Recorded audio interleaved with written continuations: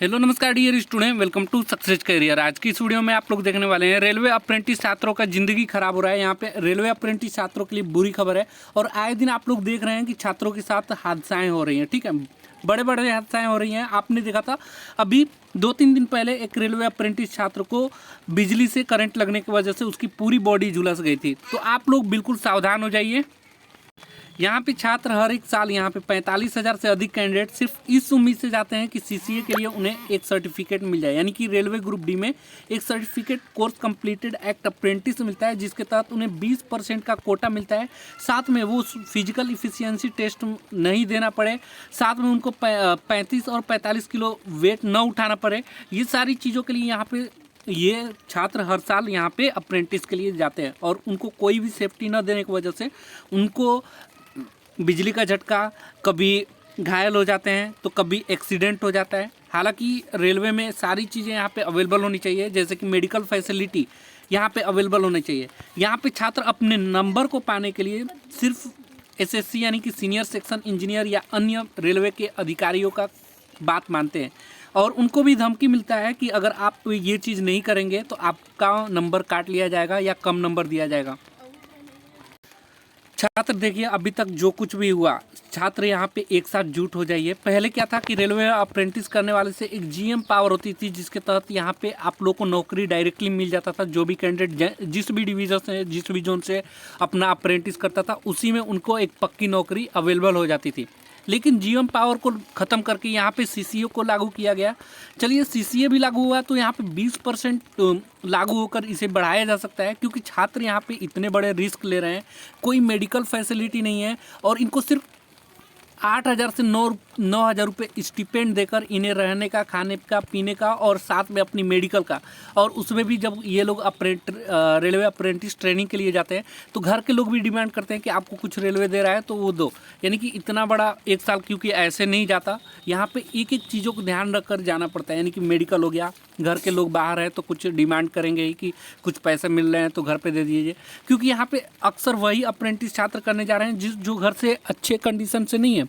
Mummy papa ने किसी तरह उनको आईटीआई करवा दिया और एक सिर्फ ग्रुप डी की भर्ती में डायरेक्ट उनको बेनिफिट मिल जाए 20%, इसके वजह से उनको भेजा जाता है कि जाकर रेलवे अप्रेंटिस कर ले, कि जब भी ग्रुप डी की वैकेंसी आए तो इनकी कम कट ऑफ बनता है, इस वजह से इनकी नौकरी पक्की हो जाए। लेकिन यहाँ पे क्या उम्मीद रहता है, मम्मी पापा हो गए या माता पिताजी हो गए, उनको क्या उम्मीद रहती है, रिलेशन वाले को क्या उम्मीद रहती है कि चलो अप्रेंटिस कर लेगा तो आने वाले समय में जब भी ग्रुप डी की वैकेंसी हो जाएगी, कम आएगी, उसमें कम नंबर पे नौकरी हो जाएगी। लेकिन यहाँ पे बच्चे जाकर अपनी यहाँ तक हादसाएं हो जाती है कि बच्चे अपनी जान गंवा बैठते हैं और इसके लिए रेलवे भी कोई एक्शन नहीं लेता, रेलवे मंत्री भी एक्शन नहीं लेते, कुछ नहीं बोलते हैं, ठीक है, और नहीं उनको मेडिकल फैसिलिटी अवेलेबल करवाई जाती है। तो मेरी आप लोगों से यही अपील है कि आप जितने भी अप्रेंटिस छात्र हैं, सबसे पहले अगर आप अप्रेंटिसशिप करने जा रहे हैं ना, तो वहाँ पे आप लोग बिल्कुल अपनी सेफ्टी का ध्यान रखें और जो काम आप लोगों को आए उसे करिए। अगर आपको लग रहा है कि इसमें हमारी रिस्क है, जान जा सकती है या हम घायल हो सकते हैं, तो उसमें आप लोग क्या करिए, डायरेक्ट मना करिए। अगर आपसे बोला जा रहा है कि नंबर कम हो जाएगा तो कोई बात नहीं, नंबर कम चलेगा, लेकिन आपकी ज़िंदगी से हाथ जो बैठेंगे ना, एक बार घायल हो गए, अगर आप ज़िंदगी भर के लिए, अगर आपके साथ ऐसा कुछ भी ना हो जिससे कि आप लोग को ज़िंदगी भर उससे झेलना पड़े, तो माँ बाप को भी दिक्कत होती है, आपको भी पर्सनली दिक्कत होती है। तो आप डायरेक्ट मना करिए, थोड़े से नंबर के लिए नहीं। और आप लोगों को एकजुट होना पड़ेगा, एकजुट होंगे तो आपके नंबर भी नहीं काटे जाएंगे। जो अधिकारियों से या एसएससी से बोला जाता है कि आपका नंबर कम कर दिया जाएगा या नंबर नहीं दिया जाएगा, तो ये सारी चीज़ें अगर आप मिल कर रहेंगे ना, तो आप लोगों के लिए बेनिफिट होगा। अब देखिए, यहाँ पे एक साल के लिए ट्रेनिंग जाते हैं तो आप लोग को जो परमानेंट नौकरी कर रहा है ग्रुप डी का, टेक्नीशियन का, तो उनके भी काम करवा लिए जाते हैं। आपको एक मजदूर की तरह काम करवाए जाते हैं, जो कि आप लोग को बिल्कुल नहीं करना है। सिर्फ आप ट्रेनिंग प्रशिक्षण के लिए जा रहे हैं, आपको पता चले सिस्टम में कैसे कैसे वर्क किया जाता है, न कि आप लोग को ऐसे वर्क पे लगाया जाए जिससे आपकी जान से हाथ गंवाना पड़ जाए। तो इसलिए आपसे विनती है कि आप सभी एकजुट होइए। और आपकी मैं एक वीडियो दिखाता हूँ हादसे के बाद जो लड़के मिलकर यहाँ पे बनाए हैं। चलिए मैं एक वीडियो क्लिप दिखाता हूँ, फिर उसके बाद मैं आप लोगों को बताऊंगा। और कोई भी दिक्कत होगी तो आप मुझसे डायरेक्टली कैसे शेयर करेंगे, कोई भी वीडियो या कोई भी आप लोगों की क्वेरी हो। तो चलिए ये क्लिप आप लोगों को हम दिखाते हैं, जो कि रेलवे अप्रेंटिस छात्रों ने खुद बनाई है यहाँ पे, और ये हादसे के बाद की चीज़ें हैं।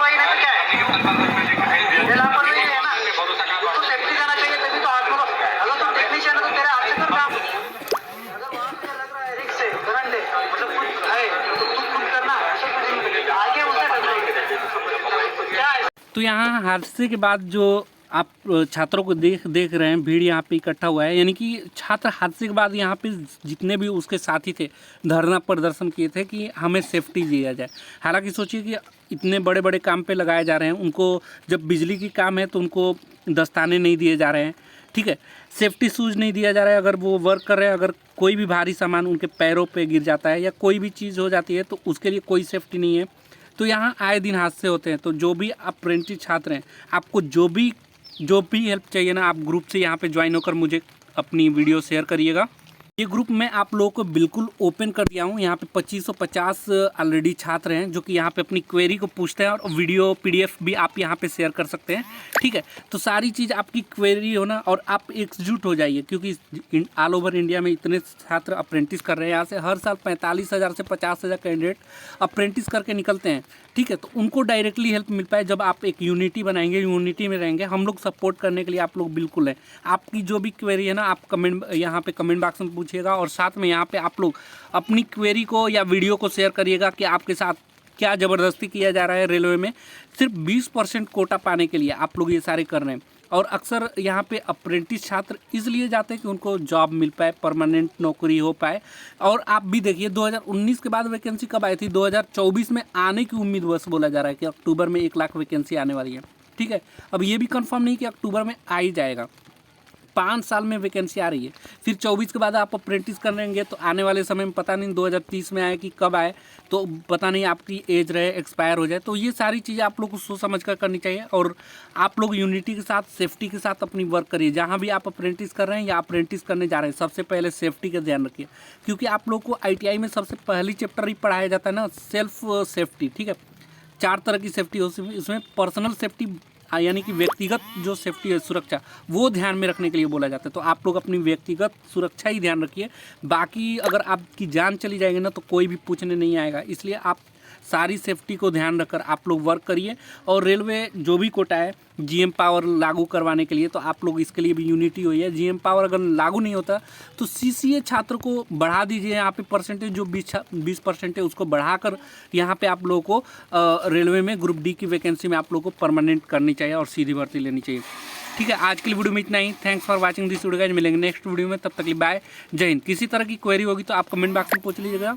साथ में आप लोग को पर्सनल हेल्प या सुझाव सजेशन चाहिए तो आप मुझे इंस्टाग्राम पे मैसेज कर सकते हैं। इंस्टाग्राम ID की लिंक हम डिस्क्रिप्शन बॉक्स में दे देंगे।